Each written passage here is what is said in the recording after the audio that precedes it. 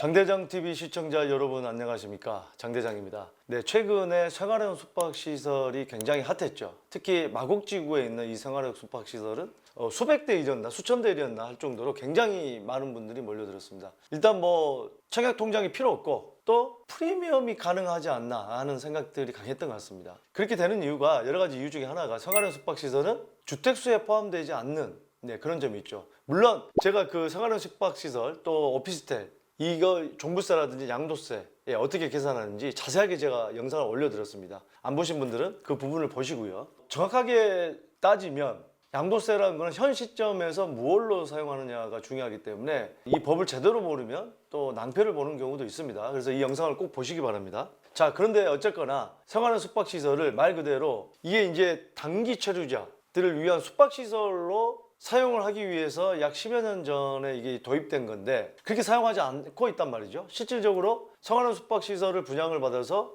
오피스텔처럼 월세를 받고 있다. 자, 그렇기 때문에 좀 강력하게 규제를 하겠다고 하는데 일단은 양성화하는 과정, 그러니까 생활형 숙박시설을 갖다가 생활형 숙박시설을 신고하지 지금 현재는 하지 않아도 되기 때문에 하지 않고 바로 임대 수익을 올릴 수 있는, 월세를 받을 수 있는 오피스텔 개념으로 사용하고 있는데, 오피스텔은 재산세를 주거로 부과하는 경우는 종부세 주택에 대한 대상이지만 바로 이 생활형 숙박시설은 실질적으로 전입신고를 하게 하고 뭐 세입자가 전입신고를 하고 월세를 받아도 종부세 대상이 아니기 때문에 실질적으로는 더 세금에 유리하다, 뭐 이런 개념이 강한데, 그렇기 때문에 이제 이 규제를 국토부에서 하려고 합니다. 대신에 양성화 기간은 2년을 주겠다, 이런 내용입니다. 자, 구체적인 내용 한번 살펴보시고 법을 제대로 아시고 법을 최대화하려고 할 수 있는 그런 지혜가 필요하겠다는 말씀을 드리겠습니다. 자, 국토교통부에서 이 보도를 했고요. 자, 오피스텔 건축 기준 일부 개정 고시, 생활 숙박시설 오피스텔로 용도 변경 시 건축 기준 한시적 완화. 이 생활형 숙박시설을 오피스텔로 용도 변경을 하게 건축 기준을 완화해 준다. 그러니까 오피스텔이 됐지만 오피스텔 기준으로 보면은 될 수가 없기 때문에 이미 생활형 숙박시설로 쓰고 있거나 지금 14일까지 분양을 받는 그런 사람에 한해서 완화를 시켜주겠다는 내용입니다. 자, 2023년 10월 14일까지 생활숙박시설 건축물 용도를 오피스텔로 변경하는 경우 오피스텔 건축 기준 일부를 완화하여 적용한다. 그러니까 14일부터니까 2년 동안을 시간을 주겠다, 양성할 수 있는. 국토교통부는 지난 4월 2일 지자체에 시달한 생활형 숙박시설 불법 전용 방지 방안의 후속 조치로 오피스텔 건축 기준을 10월 14일 개정 고시했다고 밝혔다. 자, 4월 달에 생활형 숙박시설에 대해서 불법 전용 방지하겠다고 했지만 실질적으로 지자체에서는 그거를 일일이 가서 확인할 수 있는 인력이 없습니다.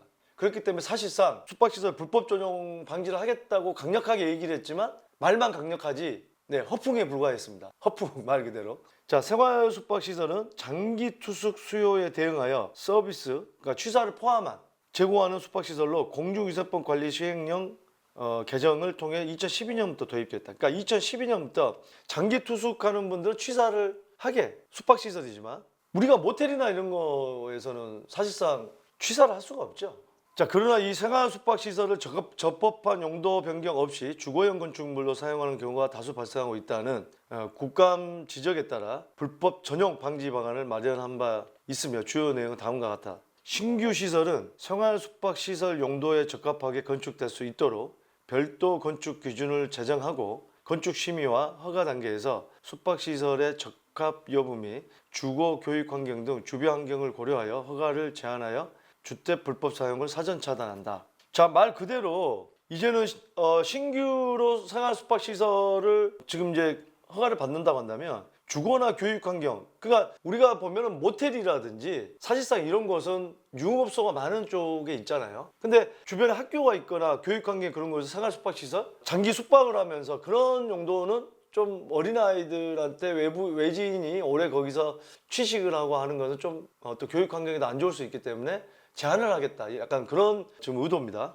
자, 이 기존 시설은 코로나19로 인하여 숙박 수요 감소, 지금 숙박업이 거의 뭐 잘 안 되고 있죠. 임차인 등 선의의 피해자 발생 우려 등을 고려하여 오피스텔 등 주거가 가능한 시설로 용도 변경을 안내하고 2년의 계도 기간 동안 이행강제금 부과를 한시적 유예한다. 그러니까 2023년 10월 14일까지 기회를 주겠다는 겁니다. 자, 한번 그 내용을 보면 그렇습니다.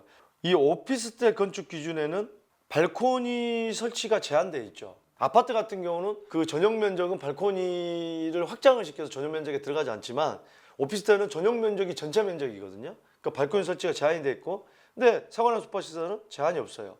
자, 바닥 난방. 바닥 난방 오피스텔은 전용 85제곱미터 이하만 바닥 난방 가능하지만 생활형 숙박시설은 제한이 없습니다. 전용 출입구, 다른 용도와 복합으로 건축 가능한 경우 전용 출입구 별도 설치 필요. 오피스텔은 다른 용도와 복합으로 건축하는 경우는 또 따로따로 내야 되는데 숙박시설은 그것도 없어요. 자, 이렇게 중요한 부분이 생활 숙박시설이 그만큼 규제가 완화되어 있기 때문에 더 훨씬 더 짓기가 쉽고 분양하기 좋은 거죠. 그러니까 땅을 사는 사람 입장에서, 건축업자 입장에서는 훨씬 더 이런 제한이 없기 때문에 매도하기에는 좋은 거죠, 일부 지역들은. 하지만 이 지금 그러면 생활형 숙박시설에서 오피스텔을 가려면 이걸 다 만족을 시켜야 되는데, 충족을 시켜야 되는데 2023년 10월 14일까지는 기사용 승인된 생활 숙박시설의 용도를 오피스텔 변경하는 경우에는 바로 이런 기준들을 적용하지 않겠다는 겁니다. 지금 현재 이런 기준 적용 없이 오피스텔로 용도 변경이 가능하게끔 해주겠다는 거예요. 자, 그래서 이 생활 숙박시설 건축 기준 마련 등의 내용을 담은 건축법 시행령과 분양계약 시 주택 사용 불가 및 숙박업 신고 의무에 대한 확인 서류 제출을 제출하도록 하는 건축물의 분양에 관한 법률 시행령 등도 10월 중으로 마무리될 예정이라고 합니다. 10월까지 마무리될 예정이라고 합니다. 자, 그러면은 이겁니다.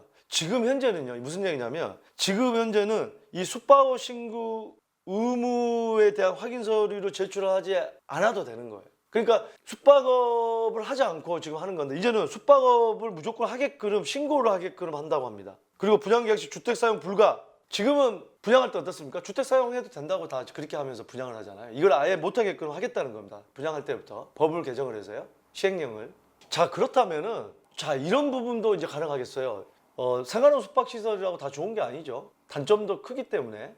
그러면은 지금 한 2년 동안의 유예 기간 안에 2년 동안에 상황에 따라서는 지금 생활형 숙박시설을 가지고 계신 분들은 바로 오피스텔로 용도 변경을 가능할 수가 있겠어요. 그래서 이 지금 여러 가지 어떤 유불리를 따져가지고 하면은 좋을 것 같습니다. 자, 그러면 이런 경우가 생길 수 있겠죠. 제가 이제 오피스텔과 생활형 숙박시설에 대한 양도세, 종부세에 대한 영상을 올렸지만 자세한 내용은 거기에 나와 있습니다만, 자, 보겠습니다. 그러면 오피스텔과 이 생활형 숙박시설, 제가 이게 비교를 해드렸습니다만 오피스텔도 재산세를, 참 이게 복잡합니다. 재산세를 주거로 부과받냐 건축물로 부과받냐. 그 오피스텔은 여기에 따라서 주거로 받으면 이게 종부세에 주택 수에 포함이 되는 거, 건축물로 보면 주택 수에 포함이 되지 않는 겁니다. 전입신고라는 별개입니다. 근데 이제 생숙은 지금 그런 게 없거든요.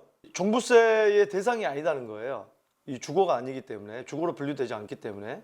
근데 이제 이런 부분이 오피스텔을 해서 양성화를 시켜주겠다고 해서 했는데, 그러면은 재산세를 부과할 때 처음에 건축물로 부과할지 주거로 부과할지, 이거는 이제 주거로 부과할 가능성이 큽니다. 용도 변경을 했을 때. 그렇게 되면은 종부세 대상이 될 수 있는 상황이 발생할 수가 있어요. 가만히 있으면 종부세 대상은 아닌데, 오피스텔은 처음에 분양할 때는 주거로는 재산세가 부과되지 않습니다. 일반적으로. 왜냐하면 오피스텔 태생이 처음에 사무실 용도로 출발했기 때문에 새로 탄생하는 신축 분양은 대부분 건축물로 갑니다. 그래서 오피스텔도 잘만 활용하면은 그런 장단점이 있는데, 양도세에 대한 부분도, 양도세는 현재 상황에서 뭘로 사용하고 있냐 하기 때문에 오피스텔과 생숙이 다 사실상 주거로 사용하고 있다 그러면 양도세는 주택수에 포함이 될 수 있지만 또 다른 방법이 있죠. 그래서 이 오피스텔 자체가 지금 복잡하다는 내용이에요. 그런 문제는 어떤 분들이 제 영상을 보시면서 이렇게 자세하게 정확하게 오피스텔의 양도세나 종부세에 대해서 짚어주신 분이 나밖에 없다, 유튜브에. 그래서 저한테 이 지금 방문 상담 받으러 오신 분도 많았는데, 하여튼 그 부분을 자세히 보시고, 제가 설명해 놓은 게 있습니다. 그 부분을 자세히 보시고 생숙으로 오피스텔에 가는 게 유리할지 불리할 수도 있습니다. 그런 부분들 잘 살펴보시고 판단을 하시기 바라겠습니다. 자, 오늘 이렇게 보세요.